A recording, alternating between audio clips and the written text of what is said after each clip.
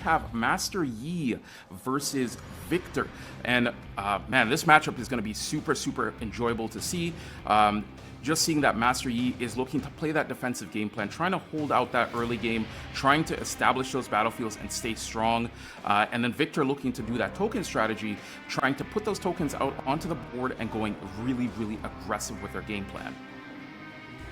Yeah, and that's going to be the biggest thing here too. Victor is going to probably try to go out as fast as he can, but the biggest thing is removal as well in getting things going. You're going to be looking for Coal of the Week to try to take out maybe one of your token units in this case to hopefully hit something very powerful on Master Yi's side. Likewise, though, I mean, Grand Stratagem is going to be one of the biggest things that can really help push, adding +5 to all your units to make that final push to get from 6 points to 8 points. So I'm just really excited to see what this deck is going to be able to do here. Yeah, and we definitely see it does look more of the standard Victor that we love and know, just using that the Harness Dragon to get rid of those bigger bodies, and then Grand Stratagem, like you mentioned, is just going to be really aggressive into this matchup. And let's take a look at the side of Yi and seeing what Yi is going to be doing here, and we know what Yi wants to do. We saw this deck list earlier, but one thing we didn't see here is this Blitzcrank. This Blitzcrank is definitely going to be putting in work, being able to pull those units from Victor's base into the battlefield, and also now we see the MF edition into this as well. So talk to me about this MF edition. What do you think about this, SK?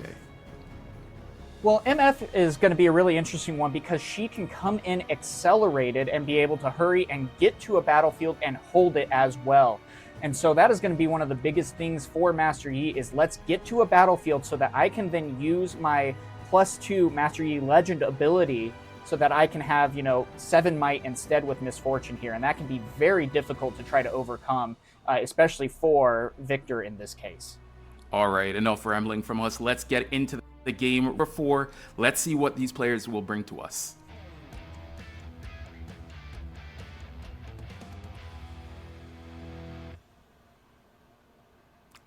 All right, so it looks like Victor is going to be on the play here. And SK, talk to me. Like, what are we looking from both sides in this early game to really determine who's going to be able to win this game at the end of the day? I mean, the biggest thing that we're going to be looking at is, who can manage to maintain the battlefields. And already we are having a Poro that is going to be able to add a shield to itself when defending, which can be very devastating as well to try to overcome in the early game. Master Yi is going to be trying to get as many points possible in the beginning, but at the same time, so is Victor. So it's going to be a big dynamic on, is there a bigger capitalization on going first in this case? Yeah, so Victor, this Poro here being able to get that shield on defense basically means it's going to be +1 when defending and then +2 when Yi ability procs on the battlefield. So just very good early game aggression, just being able to take the battlefield and hold it out. And here we're just seeing a Death Sentry and Victor coming in with that token as well. So looking to get those units on board. So here we're just going to see the Master Yi go over to that Grove, and that Grove just being able to gain 1 on draw after you hold it is just going to be super, super strong as well. And here we see a new addition from the revealed cards in that Mask of the Willows. So this one is also going to be very strong in this matchup as well, basically being able to boost up +1, if I recall correctly here, when defending. Yep, and right there you're already seeing a Coal of the Week coming in, but it is going to be countered by Master Yi in this case, so there will be no destruction of the Poro today, able to stay onto the field and hold for another point here. And that's going to be one of the devastating things too. Master Yi does have a lot of utility in his hand potentially, able to go ahead and counter whatever whatever Victor might be throwing out here. Yeah, the defy there to stop that Call of the Week is actually really, really huge here, just allowing Yi to get that additional point as well. And that is just a very strong play. That's what you want to see. Usually Victor likes to leverage Call of the Week by sacrificing the tokens, just so you can get value off of it. But hey, Master Yi was like, absolutely not this time around. So we're just chilling.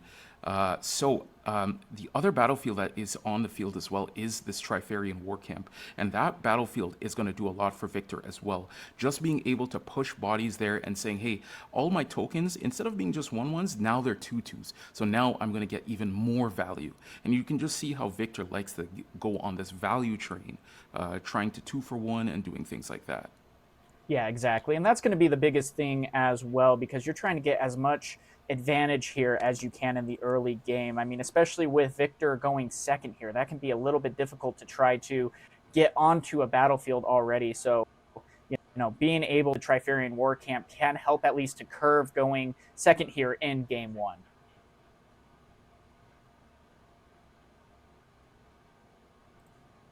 All right, it seems like both players are just doing a little bit of math here.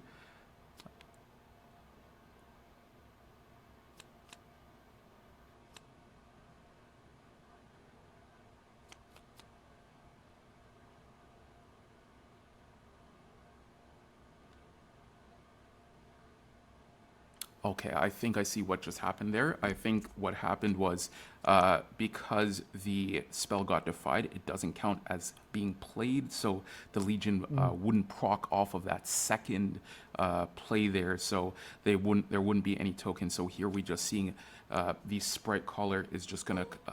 I forget the name of that. I believe it's the one that says when you use a spell, you get to get +1 might.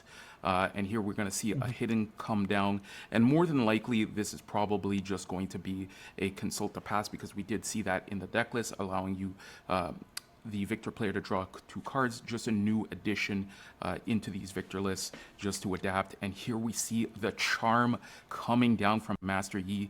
So Master Yi is going to charm, which looks like the Watchful Sentry there. And like I mentioned, that consult to pass is just going to come off this reaction, being able to draw those 2 cards, and now the Watchful Sentry is going to be coming into the row, which that Pora is going to be at 5 might, which is very, very huge. And we see Charm just being a menace as usual, just mixing up those numbers, right, for the Yi player. Yeah, exactly. And Charm is going to be one of the best utilized cards in the Master Yi deck, especially when you are already going to be getting buffs for, units being moved into your battlefield and you defending. That can be such a devastating thing, especially against Victor, where, when you do get your Victor out onto the battlefield, you can then just go ahead and move like the Blitzcrank over, which we saw was in this deck list here, or even the Charm as well, to really take out some big threats on the board so that you can still gain as many points as you have and continue to build that momentum throughout the game. Yep, and that's what it's really going to come down to, is going to be that momentum shift, especially when Victor decides to put that button in Grand. We know Grand Stratagem, like if you've been playing around with this game for quite some time, you know Grand Stratagem is one house of a card. And when that card comes down and when Victor decides, hey, I'm going for my 2 points, you can't stop him usually. So it's going to be very interesting to see when he decides to go for it. And here we see another Call the Weak coming down. But unfortunately, for the side of Yi, no Defy here to stop this one. So goodbye, Poro. Adios. Yeah, and that's going to be a good thing to see as well, because we are currently at 2-2. And with no units necessarily out on the base for Master Yi here, that's still going to be a little bit difficult to maybe try to build back up. And especially with how many tokens that Victor can go ahead and get out onto the battlefield, we see that there's going to be now 2 more added to the battlefield at that case. I mean, this is already going to be an uphill battle for Master Yi, and going to need to have some answers, hopefully. Yeah, and that raises the question, SK. What answers does Master Yi have here to deal with this swarm that is coming down from Victor? Because, like I mentioned, Yi does like to get that early game plan, battlefields and just sitting on them, and then waiting for the opportune time to just say, hey, now I can do my big push. And here we see one card that we talked about earlier in the Snapvine here. The Snapvine is going to come down and look to take a body with it as well, and seeing the Consult to Pass flip and just for that draw too. Yeah, that's going to be a good play here. But at the same time, with Fiddy playing Victor, he's playing the patient game, and he's being really smart here about it as well, where he's keeping his units back to still try to watch what maybe Master Yi is doing, because, you know, he just needs to go ahead and get up to that 6 points. As soon as he's at that 6 points, if he has Grand Stratagem in hand, it's over. And so he's playing the patient game, making sure he has the board state built in his base. So when he does need to make that big push, or, you know, he doesn't need to overexert himself here. And we got to hope that Master Yi can pick up the pace here. Otherwise, they're going to fall behind, and there's going to be no answers that they can have to get back into this game. And I'm a little bit curious, so let's use our feature here to take a look what is in both players' hand here and see what is going on. And here, yes, we see the Victor has that Grand Stratagem, so you know he's prepping around. But Master Yi also does have that Discipline and Charm as well, so to look to clear out some of these units as well. So definitely on both sides are playing the more methodical game plan, waiting it out, and it looks like we see here a misfortune coming down onto the battlefield, and this misfortune looks like it was accelerated, so it will be coming out and going straight to the battlefield, looking to contest here on that Trifarian Warp Camp, scoring that point and being able to untap one room. And now this is where the plays and the combos come in, because we did see that the Yi player does have that charm, so able to use that charm, bringing something into the battlefield. And this is, it depends on what he brings here, because I believe that unit there, if he brings the unit, it also makes a token when it comes as well. So this is going to be 4 going in there, but that Snapvine is pretty huge on 6. So it would actually be 8 with the Master Yi effect as well. So just able to clear it pretty easily. Well, and not to even forget, though, about the card on the base as well, which adds +1 to all defending as well. So that was a 9 for the Snapvine there. And this was exactly what you needed to do to get back into this game. But at the same time, the thing that I'm watching now is Ghosty is low on the rune count. 3 runes is all. And at the same time, this deck still can function really well at 5 runes, but you just got to be so mindful, because if you on accident block yourself out from maybe getting a good play, it could cost you that game. And so we'll see what he's going to be able to have for responses in the next turn, but still having both battlefields under control is looking really good. And we're seeing right now what Fiddy is going to do to try to get back into this game. Yep, so he is on that even score count right now, and this is kind of where you want to be, because now you can play a safer turn. You can even retreat both units just to look into going, and just going to even pass it over. So just really looking at Fiddy right now and telling Fiddy, hey man, I'm going to win the next game. Let's see what you can do here. So maybe he has some way to deal with like the Grand Stratagem, but then again, Ghosty does not know that Fiddy has that Grand Stratagem in hand. We do, but unfortunately they don't. So it's going to be very interesting to see how Ghosty plays this turn going into this potential Grand Stratagem turn. And that's going to be the hard part. It's all or nothing here for Fiddy. If he goes ahead and does the Grand Stratagem, able to move everything in, that's going to be at 7, and that's going to be putting a lot of pressure onto Ghosty to try to take back not just one, but both battlefields, because if the turn is then passed, there is going to be nothing that they can do to finally score that 8th point, and Fiddy will take game 1 here. So there's a lot riding on this final push right now. Both players are seeming to be playing this very carefully, thinking out each play to try to make the most optimal thing to get things moving. And so it looks like here we go, though, instead opting into the Harness Dragon. Take out a unit. And the Harness Dragon can go ahead and take out a chosen unit anywhere on the battlefield, or anywhere on the field. So it can be even in an opponent's base, which is very powerful to be able to do. But at the same time, that is an 8 cost to recycle. But still, that's not necessarily going to be slowing them down enough.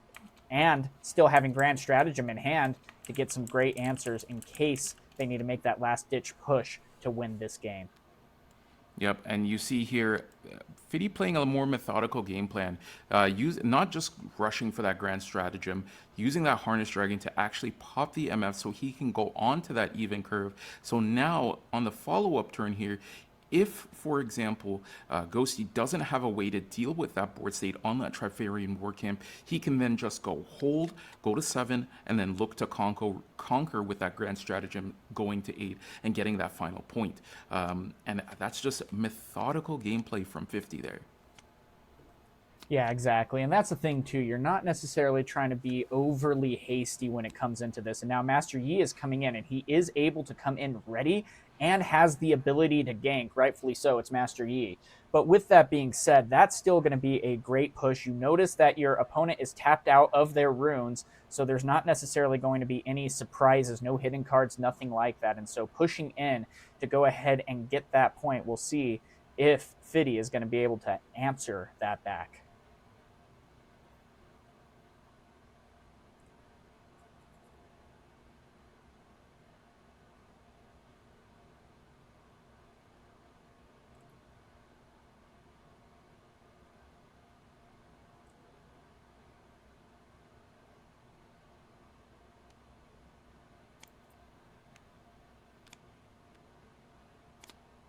So it looks like they are going to be going for a trade there in that case. Or it might actually be a... I think might very well be a scoop there. In that case, it looks like they passed it to Master Yi to take the game 1. Yeah, I think that was a 650 there. And that was an interesting game 1, to say the least. We didn't get to see the full extent of VIKTOR there being able to use that grand stratagem. Maybe the argument was to actually just use the grand stratagem to try to push into that battlefield, so that way the Master Yi player would have to do a little bit things differently. But unfortunately, sometimes that's how the cookie crumbles when it comes to these matches. So Yi ends up taking game 1 there. And SK, as VIKTOR, what are you doing here in game 2? What is your strategy here? Do you want to try to go first and switch up your battlefield to see if you could do something differently, or what's the plan here? Well, the biggest thing here that you're hoping for is that this time you can kind of change the tide into your advantage, where you're able to hit the ground running first instead, get to hold down the battlefield. And especially with the side decking right now, one thing that's going to be really interesting is, do you go ahead and side in the Ahri here? This is going to be really interesting because you have the ability to -2 from your opponents when attacking or defending, which can be a very big game changer there when going against the Master Yis that are going to be adding 2. So it's almost an equalizer right there. Yeah, definitely. I can see that coming in as well. I can also see the card beside Ahri as well coming in that removal for the battlefield. Just being able to push damage onto those battlefields and just saying, hey, I'm going to clear these, use my tokens to come in. And it's also going to be interesting to see what battle of choice VIKTOR goes for as well. We do see the Reaver's Row there that can come in as well. He is off of the Trifarian Orb camp, but Obelisk of Power is also an option as well, just being able to start the turn with the extra runes. And let's not forget about Master Yi. Master Yi also has some decisions to make as well, and deciding what to bring in here as well. And one card that we've been talking about all day, and we've seen it time and time again, is that Sabotage. Maybe bringing in that Sabotage to deal with potential grand stratagem plays in the late game. But honestly, I think the list did pretty fine. I think he's also really just chilling and could just relax. Yeah, exactly. But you still don't want to necessarily count anything out. Again, the biggest things that are going to be hurting you here are going to be the Coals of the Week and the Hidden Blades. And so if you can go ahead and even get the information that Sabotage gives you of knowing your opponent's hands, you can plan so much ahead on what to expect and, you know, prepare your board state and your battlefield for what is going to be ahead. Now, one thing that's going to be interesting too is Windwall is in his main deck as well, meaning that he can counter the grand stratagem. So here we go into game number 2. Yep, game number 2, and VIKTOR has a lot of work cut out for it here because you're 1 game behind now. So now you gotta be like, hey man, I gotta switch up my strategy. Like, my game 1 wasn't the best, so I want to get game 2 going hard, fast, and strong. And let's just see here who will be going first here in our game number 2. And it seems like VIKTOR has decided to take the more aggressive game plan and start off game 2 by going first.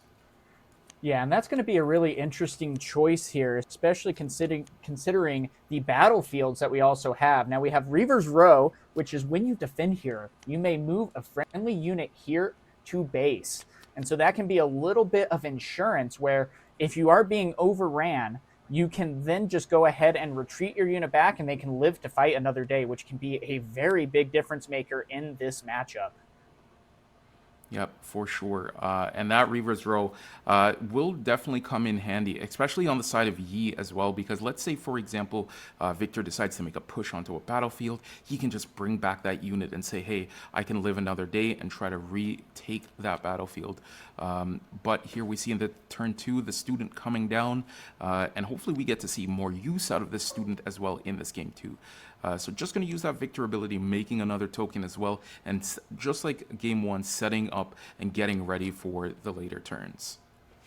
Yeah, and that's going to be the big thing too, especially with what student is able to do. It can really curve the battlefield might that you need to be able to win because any spell that you play, you automatically give Ravenbloom student +1 might this turn, and so that can be a big difference maker. And right there, we also see the hidden card coming into effect to go ahead and draw +2, and also being able to channel a rune on top of that. Really great here. And with that being said, real quick, let's go ahead and take a look at the cards in hand that both these competitors are utilizing here. And oh my gosh, the Master Yi with a double Defy in hand. Ooh, that is a very and like let's look at this actually. Like having not one but two Defy as well is just insane and crazy. Like look at this for example. Like no cull this Cull the Weak is now useless. The Stupefy is now useless essentially. And now also having the Discipline and the On Guard as well is just going to prove very strong for this E player. And man, but he really needs to find the units. The units are going to be key here. And if we go back to the battlefield, we can see what's going on here. We can see that the student has now moved to that Reaver's Row and probably going to end up using a card here, being able to get those 2 tokens here, setting up. And we saw the Cull the Weak here getting used on the Snapvine as well. So 2 tokens coming to the battlefield. Going to also be able to use Victor ability and just pass it back over to Yi. Strong turn there. He recognized that Yi was tapped out, so he didn't have the Defy ready for the Cull the Weak, but going over to the Yi's turn, Yi hopefully drew into seeing some units. Yeah, exactly. Well, and that's going to be maybe the biggest thing that is going to be hurting Master Yi right here. He only has 5 runes to utilize here, but at the same time, with no units in hand, that's going to be really slow. And now you're seeing that Fiddy is going to be going up to 5, and with no answers, potentially even 7 on this next turn as well. Meanwhile, Victor is still continuing to build the units in his base as needed. So that missing of that unit, yeah, you had a lot of great cards in hand, but I mean, if you don't have that unit, you're just in trouble here. Yep, and then that's one of the That, downsides. One of the downsides of Master Yi is just not having. Sometimes you get those hands where you have all the gas to stop all the effects and stuff like that, but you don't have the units to back it up, and that's a very unfortunate hand to see.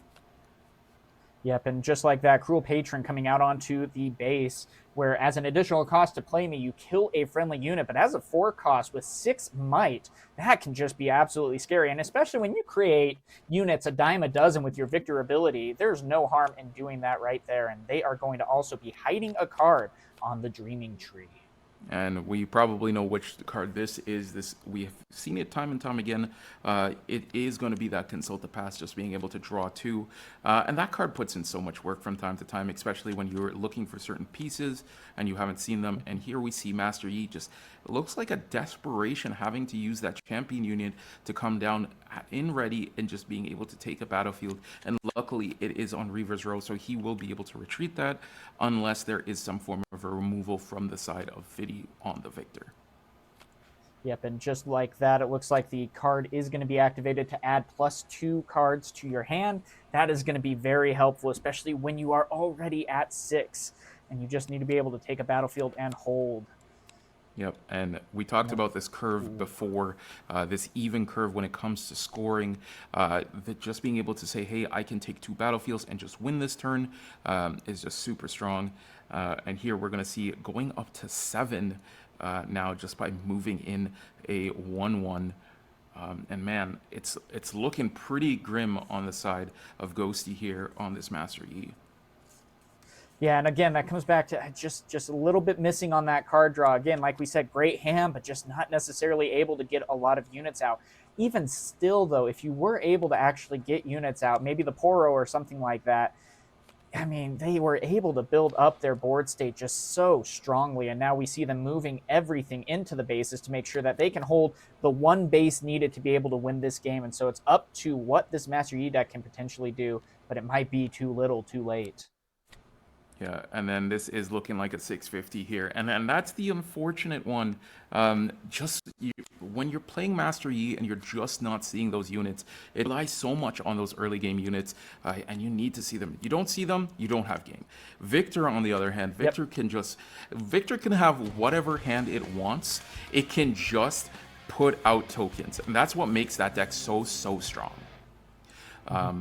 Oh yeah, exactly. And that was a very strong round 2 win, or a game 2 win for Victor here. I mean, you were just able to see how devastating it can be, and the big difference maker in going first. I mean, you saw exactly what the deck was able to do, especially with trying to get Faithful Manufactor out there, where when you play it, you can create a unit token, or even more so, the Noxian Drummer, which also can create a unit when it moves to battlefield, or Vanguard Captain, which creates 2 recruitins.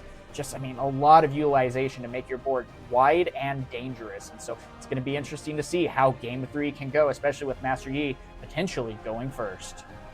Yep, and let's talk about battlefields. Now we have Obelisk of Power on the side of Victor. That's going to be their default battlefield for this game 3 here. So that is not only going to help them, but it's also going to help Yi as well. And if we want to take a look at Yi's deck list here, and now this is where you kind of have to decide if you want to go into this side. You still have the Sabotage. We didn't see it there in that game 2. We have the Primal Strength potentially as well that we can bring in. I definitely think the Sabotage is the one that you really want to bring in here, but we have to talk about battlefields again. That fortified position for that Yi is going to be very useful here as well. Yep, and with that being said, we are starting game number 3. It all comes down to this. Each competitor has won one game, and as they mulligan, they are going to be seeing what they can potentially do to get this game going. So let's go ahead and take a look at the hand that they might be able to have here. And, ooh, it's going to be interesting here. But, I mean, a great start right there for the Master Yi to get going. Yep, so Master Yi here does have access to that Blitzcrank this time around. It's kind of giving similar vibes to game number 2, where he doesn't have those early game units. He does have the Watcher on board, however. Watcher is a very strong card, being able to get a +2 for just holding alone, and also getting a +2 from the Yi, so bringing it up to 6 potentially. But man, Cull of the Week just coming down and saying, hey man, I see what you're doing, but I'm not doing any of that. Man, what a strong card. Yeah, well, and I mean, that was a really great start. The Obelisk coming in and giving an extra rune to the first turn Master Yi. Wielder of Water is one of the scariest things that you can get out on turn 1, especially when the Victor would have not necessarily any board response to be able to do so. But I mean, Cull of the Week just coming in absolute clutch right there. Not necessarily able to really build up your board state, but still the consistency that Victor has in creating a token every turn. Whereas, you know, you just pay one. Just pay one and you're able to create that one unit, that one might unit that can just help impact the game state as you continue to go through each and every turn. Yep, just 1 for a body. Well, I wish Yi could have something like that where it just is pay 1 for a body. But Victor just showing why it's just such a strong deck in this set 1 Origins. Just being able to put out bodies every turn, saying, hey, I have removal. Oh, Cull of the Week, I have to remove something. Oh, let me just get rid of this 1 token, right? And then your opponent has to get rid of one of their big bodies that they've paid into. And I think that's just how strong this deck list and just Victor overall as a legend is. Yeah, exactly. And that's what you got to be so careful about. I mean, we saw what happened in game 2 with that when they did play Cull of the Week. And you know, the Master Yi had 2 of the Defies in hand to be able to counter that. But because they were tapped out, not able to access any of their runes, you know, it was able to go through. And that was really a big turning point in this last game to help push Victor into really taking control of that game. For sure. So just on the screen here, what we're seeing here is we're just having a judge pull out a legend. Sometimes it happens accidentally shuffling into the legend into the deck. So just waiting for a judge to go through and take care of that for us. So, but let's talk about this. Master Yi definitely has a lot of work to do here. Not we did see the hands and not having that early game pressure again for the second game in a row.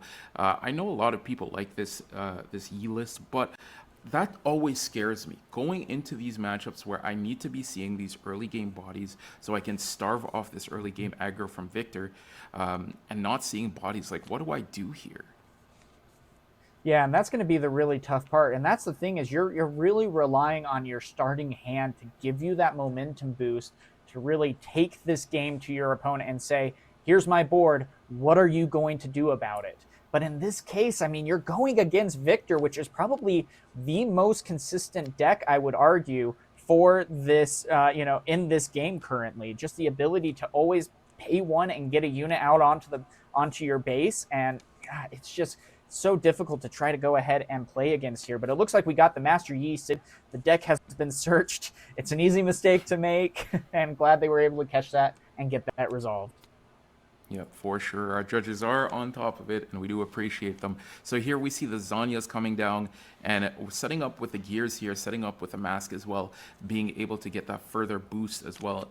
But all this boost and protection does not matter if you cannot see units. So hopefully we get to see some units here in the first. And here we see the recruit token pushing onto that fortified position location there, being able to cap that easily, and then also becoming basically a 3 might token on attack, or on defense, I should say. And that's going to be the biggest thing here, exactly to the point that you made previously as well. The Hourglass, that's kind of a newer card that we haven't necessarily seen just yet in this tournament. What it actually does is next time a friendly unit would die, kill this instead and recall that unit exhausted. And that can be very helpful. But again, just like you said, you have to have units to be able to utilize. And again, this board state for Victor is continually getting built up. But at the same time, now Master Yi is going up to the 7 runes here to try to get things moving. Yep, and I wouldn't be surprised here if we see our champion come out here.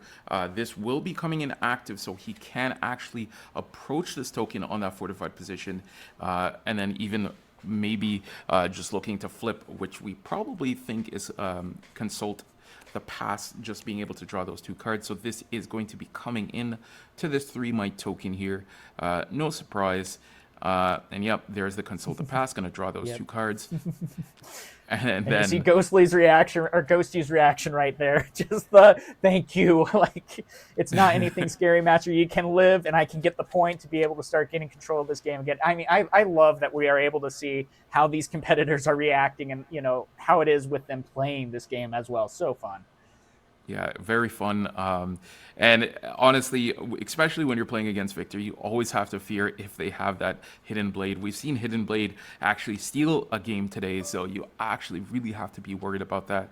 And here we're seeing the Noxian Drummer coming in to the Obelisk of Power, being able to make that 1 token. Easy cap there, going up to 2.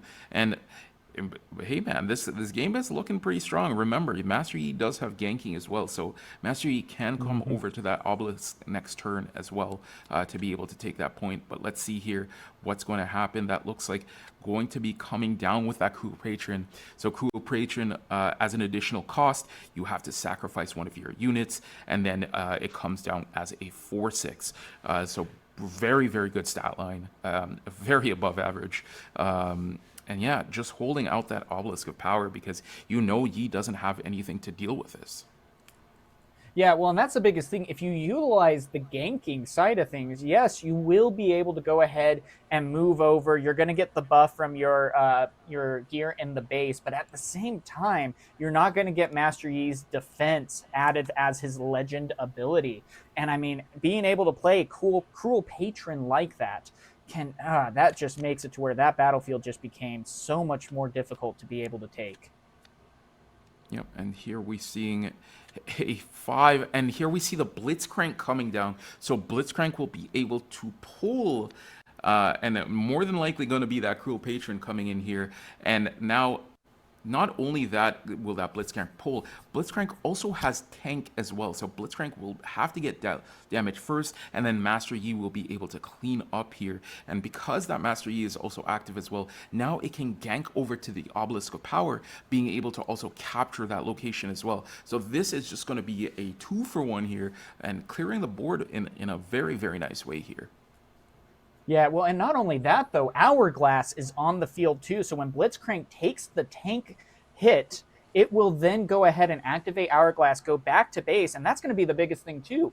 Blitzcrank, when it goes ahead and holds a battlefield, it gets automatically returned to hand. Whereas when it goes ahead and takes the hit here, it will just go right back to base, and Hourglass will bring it, and it can fight another day, which can be very helpful at this current board state. And there we see Victor use, it looks like he used the Siphon Power, so he's going to be shifting. And if you guys don't know what Siphon Power does, Siphon Power says you can spend 2 energy and recycle 1 rune and basically shift the tides, basically saying your units get +1 this turn and your opponents get -1 might this turn. And here we see a Discipline coming out, and that Discipline is actually super huge. And now the Master Yi is just going to be able to go over to the next side on that battlefield, on that Obelisk of Power, and now this is going to be huge on the side of Ghosty here, just being able to take both battlefields, and now he's sitting pretty here for sure. Yeah, and that's going to be the big thing right now. Could potentially be going up to 5 this next turn. So let's go ahead and see what is in hand right now. Looks like a Noxian Drummer is going to be drawn off the top, and a Cruel Patron as well. So potentially able to build back a battlefield pretty well. But I mean, double Charm in Master Yi's hand. That is scary. That is a very disgusting hand. And we did see this earlier, but man, and this is the problem right now. Victor is currently in a position where he does not have as many tools as he would like. He doesn't have the board state for that he would like to potentially be able to use that grand stratagem. He could have also potentially, I think what he's doing here, he's playing a little bit safe and just looking to go into that Harness Dragon for next turn maybe. So here you see here, then the next Cruel Patron coming down, KOing that Watchful Sentry, being able to get that draw card, and now he has a lot of damage on board. So Harness Dragon definitely will be coming down potentially for that E, but we do have to remember that Sonya's is on the battlefield as well. Yeah, that is correct. And it looks like, yeah, the Blitzcrank did go back to hand in this case after holding the battlefield, and it will be utilized again. And it could very well be bringing over, yep, there we go. And that will be spawning also a unit because a battle is enacted with that move as well. And that still won't necessarily be enough to, write home about. No reason to put the token out onto the field. And then Master Yi is going to be going over to fortified position as well to hold both battlefields at this point, and especially at 5 points so far. And then using the Charm to go ahead and bring over the Cruel Patron. Now that can be a very big game-changing card right here, especially as we are in game number 3. And the Charm, using that Charm just to bring over the Cruel Patron, saying, hey, my Master Yi is huge already, and now I have 2 units on battlefields. You have to get rid of my board, or I'm just winning next turn. It's just, what an insane play from Master Yi there. And we see how Charm has, this Master Yi has put in so much work, not only being able to gang from battlefield to battlefield, but on top of that, in tandem with the Blitzcrank, being able to pull units out of base to battlefield to say, hey, I'm going to kill these units, and you're just going to have to deal with my stuff. If you have no responses, then that's too bad. And here we see the Harness Dragon coming down, and then Zhonya's will get popped for this Yi here. And honestly, what a way to utilize the Yi deck, the strengths of the Yi deck, being able to have that +1. That turn was insane. Yeah, but at the same time, that dragon almost feels a little bit lackluster, especially with the Hourglass then going ahead and being taken out. Master Yi is back on the battlefield ready to go, and now we see the Poro moving in to go ahead and take this battlefield, and now we'll see what the Master Yi can be able to do to get that final point. Will they be able to hold in time? And it looks like a Blitzcrank going in.